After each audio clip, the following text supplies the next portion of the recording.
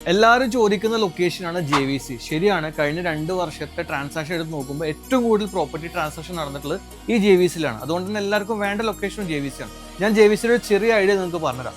ഇപ്പോൾ ഏകദേശം 72,080 യൂണിറ്റ്സ് ഇപ്പോൾ അവിടെ ആക്റ്റീവ്ലി അവൈലബിൾ ആണ്. അത് മാത്രമല്ല 75ഓളം പ്രൊജക്റ്റുകൾ ഇപ്പോൾ നടക്കുന്നുണ്ട്. സോ നിങ്ങൾക്ക് ചിന്തിച്ചാൽ മനസ്സിലാവും എത്ര പ്രൊജക്റ്റുകളാണ് അവിടെ വരാൻ പോകുന്നത്. Average per square feet value 1,500 ദിർഹമാണ്. 11% already appreciate ആയി.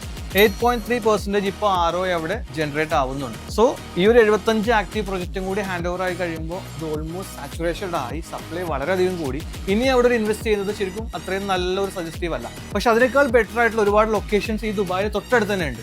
നമുക്കത് പരിചയപ്പെടാം. JVCയുടെ തൊട്ടടുത്ത് വരുന്ന ലൊക്കേഷനാണ് ഈ പ്രൊഡക്ഷൻ സിറ്റി എന്ന് പറയുന്നത്. ഇവിടെ ഇപ്പോൾ ആക്റ്റീവ് ആയിട്ട് വെറും 12,000 യൂണിറ്റുകൾ മാത്രമേ ഉള്ളൂ. 5 ആക്റ്റീവ് പ്രൊജക്റ്റുകളാണ് ഇപ്പോൾ റൺ ചെയ്യുന്നത്.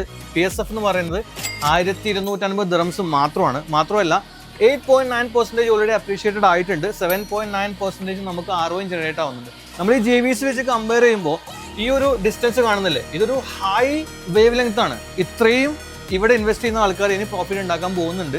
ആൻഡ് ഇവിടെ സപ്ലൈ കൂടുമ്പോൾ ഒബ്വിയസ്ലി ആൾക്കാർ ഇങ്ങോട്ടേക്ക് മൂവ് ആവാൻ പോകുന്നുണ്ട്. ആൻഡ് ഇവിടെ ആകെ ആക്റ്റീവ 5 പ്രൊജക്റ്റുകൾ മാത്രമേ ഉള്ളൂ.